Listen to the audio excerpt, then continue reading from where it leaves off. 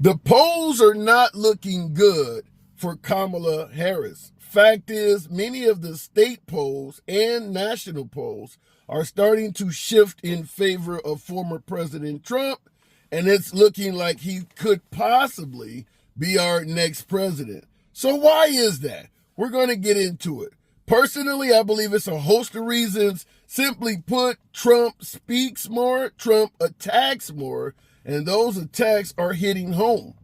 Not to mention there's a few other things that might be working in the former president's favor.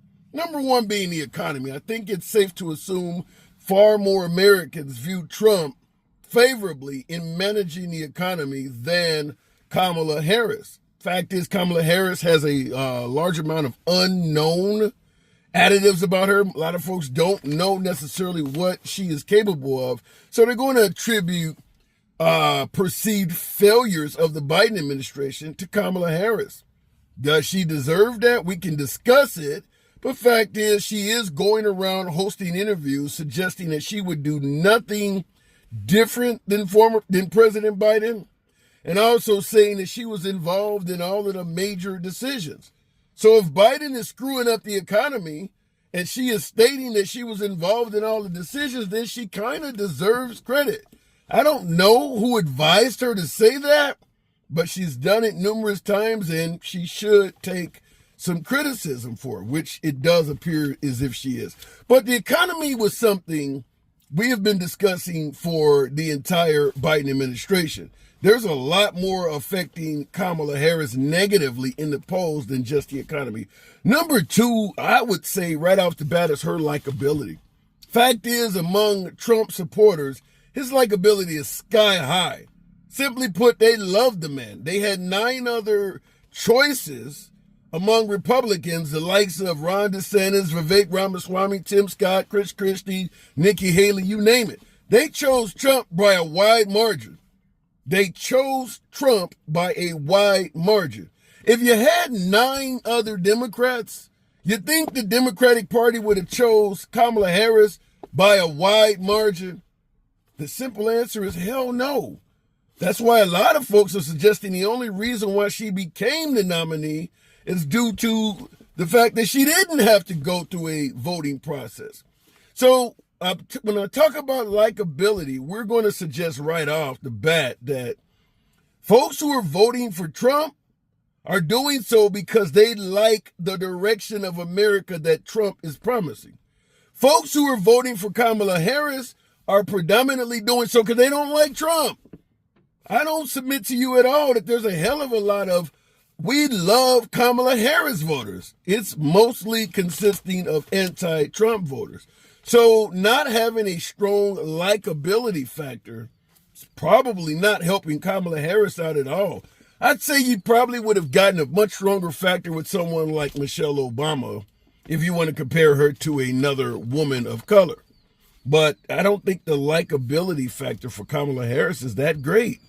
And that's who the Democrats are currently riding with. So this is really a race of Trump supporters against Trump detractors. Kamala Harris happens to just be the one that's filling in the void to get the anti-Trump vote. I'd submit to you, if anyone running against former President Trump would have probably gotten at least 40 million votes, because the majority of folks voting against Trump are not voting for any other candidate. They're just simply voting against Trump. So I believe there's tens of millions of folks that would pick damn near a dog over Trump, because just like he has a huge likability factor among Trump supporters, there's a hell of a lot of people that hate him too. So that's number two. Now, we talked about October surprise on this platform before. A lot of folks thought that would be Jack Smith releasing those documents, which haven't amounted to shit. But a real October surprise is likely to be Hurricane Helene and Hurricane Milton. Fact is, Trump is gaining a hell of a lot of ground comparing the money we're sending to the Ukraine to victims of those hurricanes, suggesting that we've sent so much money overseas, and to a lesser degree, Haitian migrants is in that conversation as well.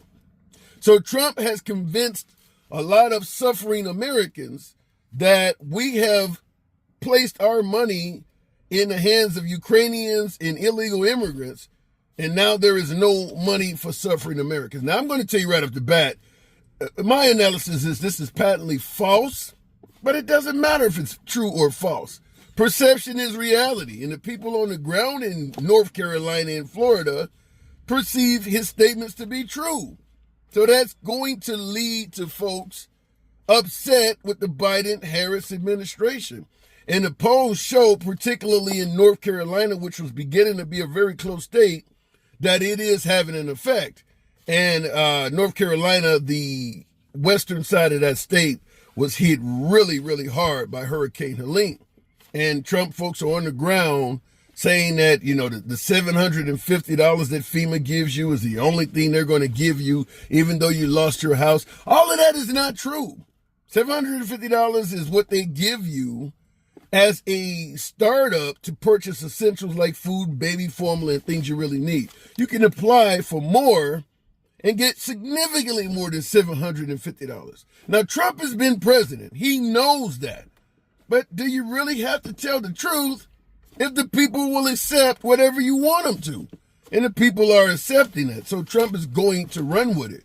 Not to mention a hell of a lot of FEMA workers are claiming that they're receiving death threats because folks like Marjorie Taylor Greene and others on the right have convinced them that liberals are deliberately sending hurricanes and major weather events their way to punish them in some fashion or form. Folks are actually believing that.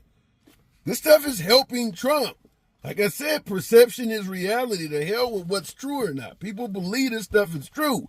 Continuing on, just yesterday, Trump hosted a rally or an event in Detroit.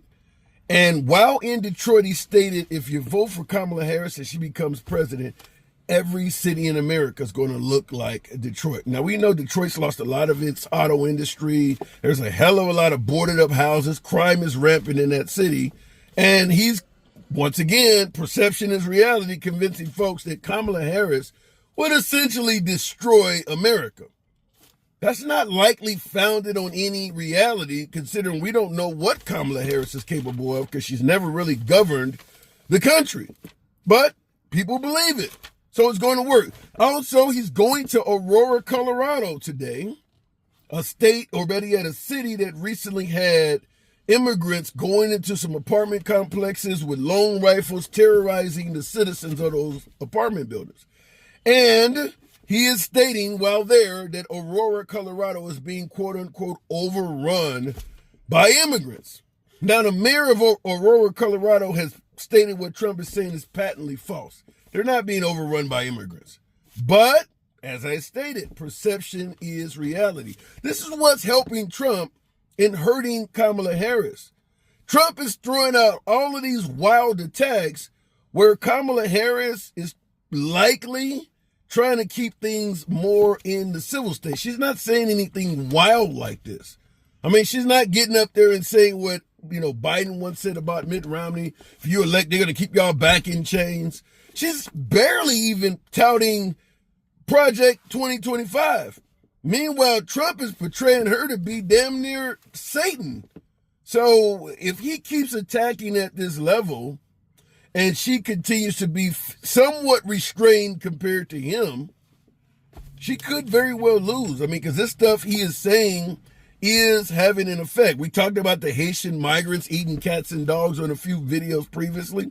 People believe that. The hell with any solid evidence.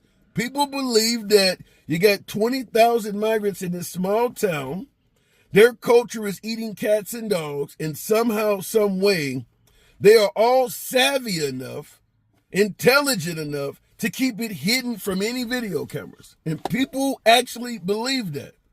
Kamala Harris isn't saying anything that wild. And I submit to you, it's not helping her out at all.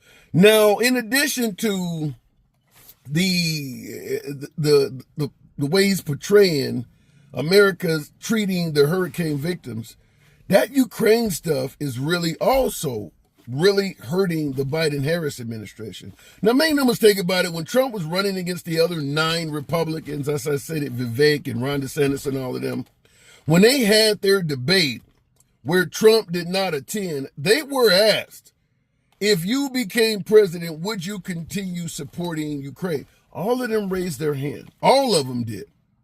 Fact is, the traditional Republican Party also believes we should continue supporting Ukraine. All of our allies do too. But Trump and MAGA are on the other side of the conversation, and to some degree, they might be winning with this one. They might actually be winning with this. It's hard to say what would happen if we take Trump's route and no longer assist the Ukraine, but some things are known. Ukraine will not fare very well if Trump gets reelected. I think that's a pretty we can say that's a certainty. That if Trump gets in power and he decides to withdraw all assistance to the Ukraine, that's going to be at the detriment of Ukraine. Fact is, Trump is fairly friendly to Vladimir Putin. He's been fairly critical to Vladimir Zelensky of the Ukraine. So it's safe to assume if Trump gets elected, the Ukrainians will not fare well in that. But there's a hell of a lot of Americans over here that believe you should take care of America first, and the hell with the Ukraine. Even up to and including the loss of life should be irrelevant to us Americans trying to purchase groceries. So all of that's in there. Last but not least, we can talk about Trump and things he's doing to Kamala Harris or the attacks or whatever, but I'm going to end it by saying this. Kamala Harris is not helping Kamala Harris. The recent interview she did for the likes of The View and Howard Stern and Stephen Colbert, and particularly the 60 Minutes interview, there's really not any good quotes or memes or anything floating around favorable to her. Most of it is negative. Certainly with her having a hard time answering simple questions such as, what would you do differently from the Biden administration? Obviously, Biden among a lot of circles is unfavorable. So to get up there and say, I wouldn't do anything different, she almost came across as unprepared. We did a video here stating that she did poorly. But in those particular venues, and by the way, all of those are Kamala friendly with the exception of 60 Minutes. The View, Stephen Colbert, Howard Stern is publicly against Trump.